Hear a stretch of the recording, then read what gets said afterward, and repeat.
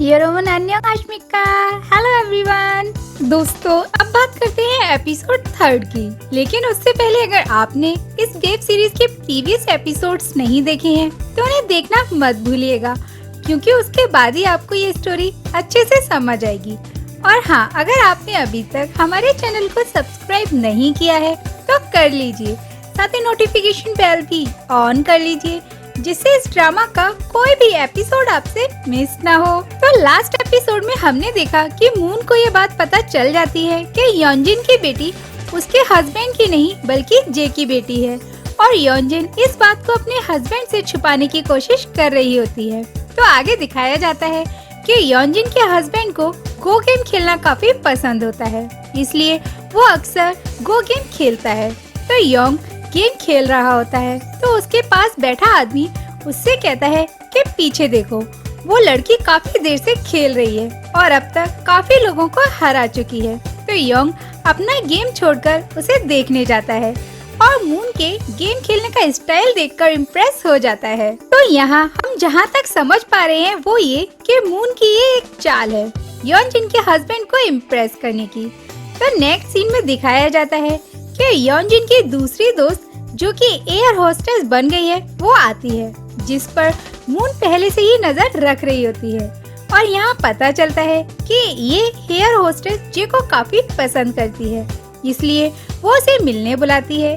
लेकिन जे अपने दोस्त म्योंग हो को भेज देता है और इधर योंजिन का हस्बैंड गो गेम खेलने की कोशिश करते हुए मून को याद करता है कि उसी टाइम योंजिन आती है और कहती है कि तुम इस बोरिंग गेम को क्यों खेलते हो।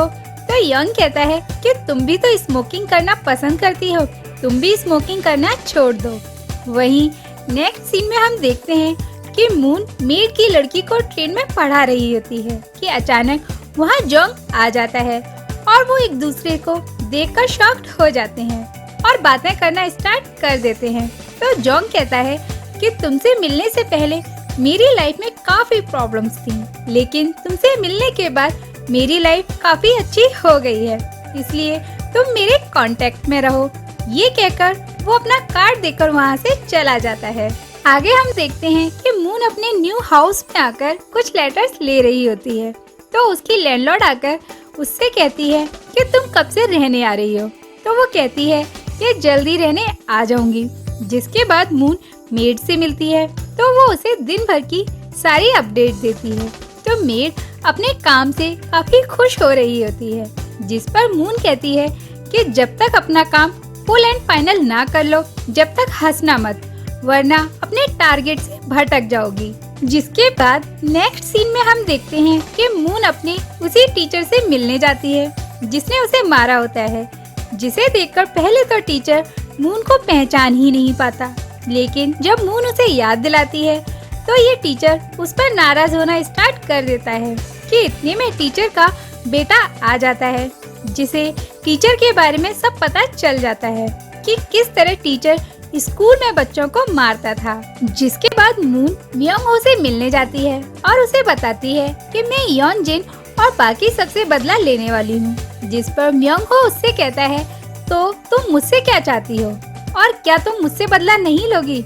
ये सुनकर मून उस पर हंसती है और कहती है कि तेरे पास ऐसा है ही क्या जो मैं तुझसे बदला लूं। ये सुनकर म्योंगो भड़क जाता है और उसे टेरेस से धक्का देने की कोशिश करता है। इतने में मून कहती है कि तुम्हें वो सूही याद है, उसे भी तो इसी तरह धक्का देकर मारा था। तो म्योंगो कहता है कि मैंने उसे धक्का नहीं दिया। तो मून कहती है तो जिसने उसे मारा उसे ब्लैकमेल कर। आगे मून कहती है कि मैंने जो मंगाया था वो लेकर आया है। तो मून ने जे के बाल से मंगाए थे, ये कंफर्म करने के लिए कि योंजिन की बेटी आखिर है किसकी। नेक्स्ट सीन में हम देखते हैं कि सारा ने अपनी पेंटिंग की एग्जीबिशन रखी होती है जहां वो सारे लोग मिलते हैं। तो योंजिन उनसे कहती है कि स्कूल में हमें कोई अवार्ड मिलने वाला है जिसके लिए हम सबको बुलाया गया है, इसलिए सभी लोग आना। तो नेक्स्ट डे वो सारे लोग स्कूल में उसी जगह मिलते हैं जहां वो पहले मिलते थे और उसी टाइम मून वहां आ जाती है और मून को देखकर सब शॉक्ड हो जाते हैं। तो जे कहता है कि कितना टाइम हो गया हमें साथ मिले। तो मून कहती है ज्यादा नहीं, बस 17 इयर्स हुए हैं। जिसके बाद मून योंजिन से कहती है कि मैं तुम्हारी वेदर रिपोर्ट रेगुलर देखती हूँ। तो योंजिन कहती है मेरी छोड़ो, तुम बताओ तुम क्या कर रही हो आजकल। तो मून कहती है कि मेरी तुम्हारे जैसी किस्मत कहाँ, मैं तो बस छोटी मोटी नौकरी कर रही हूँ। तो यहाँ हमें एक फ्लैशबैक दिखाया जाता है कि मून ने जिस स्कूल में नौकरी ली है वो उसने वहाँ के डायरेक्टर को ब्लैकमेल करके ली है, क्योंकि वो योंजिन की बेटी की क्लास टीचर बनना चाहती थी।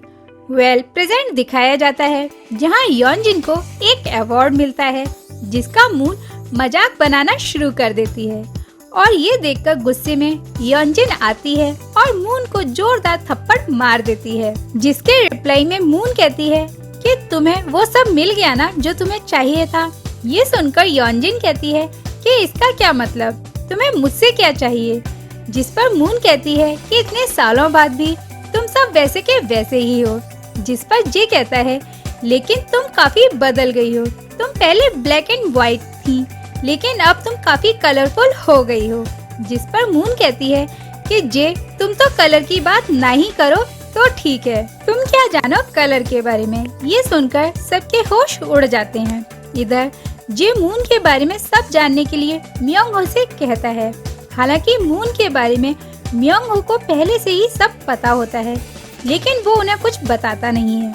वहीं नेक्स्ट सीन में जोंग के फादर की डेथ एनिवर्सरी होती है, इसलिए जोंग और उसकी मॉम काफी सैड होते हैं। लेकिन जोंग की मॉम जो कि डायरेक्टर हैं, वो उसके फादर का स्कैल्पल उसे देते हुए कहती हैं कि अब ये तुम्हारा है। इधर ये सारे बुलीज ये सोचकर परेशान होते हैं कि आखिर मून करना क्या चाहती है कि इतने में योंजिन की बेटी का कॉल आता है, जो अपनी मॉम को बताती है कि हमारी न्यू क्लास टीचर आई है जो आपकी फ्रेंड है और उनका नाम मून है। ये सुनकर योंजिन के होश उड़ जाते हैं। तो मून क्लास में आते ही बच्चों से कहती है कि तुम सब किसी को बुली नहीं करोगे और यहाँ सब एक बराबर हैं। इससे कोई फर्क नहीं पड़ेगा कि कौन रिच है और कौन पुअर, और अगर किसी ने ऐसा किया तो उसे पनिशमेंट दिया जाएगा। इधर योंजिन जल्द से जल्द स्कूल आती है ये देखने के लिए कि क्या सच में वो मून ही है। तो आते ही मून से कहती है कि ये इत्तेफाक तो नहीं हो सकता कि तुम मेरी बेटी की क्लास टीचर बन गई। तो मून कहती है कि नहीं, ये तो मेरा प्लान था। जिस पर योंजिन कहती है कि मैं तो सोच रही थी कि तुम किसी भिखारी से शादी करके कहीं भीख मांग रही होगी, लेकिन तुम यहाँ तक पहुँच गई। जिस पर मून कहती है कि तुम शायद भूल गई, मैंने तुमसे कहा था कि हम दोबारा जरूर मिलेंगे। जिस पर योंजिन कहती है कि काश उस दिन तुम स्कूल में ही मर जाती। तो मून कहती है कि मैं तुम जैसे घटिया लोगों से तो लाख गुना अच्छी हूँ, तो मैं क्यों नहीं जी सकती और तुम क्यों नहीं मर जाती। ये सुनकर योंजिन ये कहकर वहाँ से चली जाती है कि मेरी बेटी से दूर रहना। योंजिन जा ही रही होती है कि उसके पास मैसेज आता है कि वो टीचर अब नहीं रहे जिन्होंने मून को मारा था। ये सुनकर तो योंजिन और भी ज्यादा डर जाती है और सोचती है कि ये मून ने ही किया होगा। वहीं नेक्स्ट सीन में हम देखते हैं कि उस टीचर के बेटे को जैसे ही सारी सच्चाई पता चलती है तो वो अपने फादर से नफरत करने लगता है और इस सदमे की वजह से उस टीचर को हार्ट अटैक आ जाता है। असल में दोस्तों ये कोई हार्ट अटैक नहीं था, बल्कि उस टीचर के बेटे ने ही वही फ्लावर्स जो उस टीचर के रूम में रख दिए थे जिनसे उसे एलर्जी थी, यानी उसने अपने फादर को जानबूझकर मार दिया था। वहीं प्रेजेंट में हम देखते हैं कि योंजिन मून से कहती है कि तुमने टीचर को मारा है ना। तो मून कहती है कि मैंने तो नहीं मारा, लेकिन तुम्हारी सजा अभी बाकी है क्योंकि तुम्हारी बेटी जो मेरे हाथ में है। वहीं नेक्स्ट सीन में हम योंजिन के हस्बैंड को फिर से देखते हैं, ये सोचते हुए कि आखिर मून इतना अच्छा गेम कैसे खेलती है। इन शॉर्ट अभी भी योंजिन के हस्बैंड के दिमाग में मून घूम रही होती है। वहीं नेक्स्ट सीन में मून उस डॉक्टर से मिलती है जिसने उसकी स्कूल में हेल्प की थी। तो इनकी बातों से पता चलता है कि जब ये सारे फ्रेंड्स सूही नाम की एक लड़की को बुली कर रहे थे तो मून ने ऐसा करते हुए उन्हें देख लिया था, इसलिए उन्होंने सूही को मार दिया और मून को बुली करना स्टार्ट कर दिया। जिसके बाद मून म्योंगहो से मिलती है और बाकी की सारी डिटेल्स उससे ले लेती है। साथ ही म्योंगहो से कहती है कि रिपोर्ट पॉजिटिव आई है, यानी योनजिन की बेटी जे की ही है। इसके साथ ही मून म्योंगहो को एक हॉस्पिटल का एड्रेस देती है और कहती है कि तुम्हें जे से बदला लेने के लिए जो चाहिए वो यहाँ मिल जाएगा। और जब म्योंगहो हॉस्पिटल जाता है तो पता चलता है कि सूही की बॉडी लास्ट 10 ईयर से इस हॉस्पिटल में रखी हुई है। इस मेड की इन्वेस्टिगेशन से पता चलता है कि योनजिन का हस्बैंड अक्सर मून को ढूंढने के लिए उसी कैफे में जाता है जहां लास्ट उसने गेम खेला था। तो मून डिसाइड करती है कि अब उसे एक गेम योनजिन के हस्बैंड के साथ भी खेल ही लेना चाहिए और वो गेम खेलना शुरू करती है और गेम खेलते हुए वो उसे हरा देती है। जिसके बाद वो कुछ बातें करते हैं और योनजिन का हस्बैंड उसे अपना कार्ड देता है, जिसे देखकर मून कहती है कि अरे तुम तो काफी रिच हो, इसलिए तुम मेरे साथ कुछ नहीं खा रहे हो, चलो छोड़ो मैं ही खा लेती हूँ। और ये कहकर वो वहाँ से चली जाती है और ये एपिसोड यहीं खत्म हो जाता है। तो अब मून आगे क्या करने वाली है ये जानने के लिए नेक्स्ट एपिसोड देखना मत भूलिएगा। हम मिलेंगे आपसे नेक्स्ट वीडियो में। Till then take care and सारंगे हो।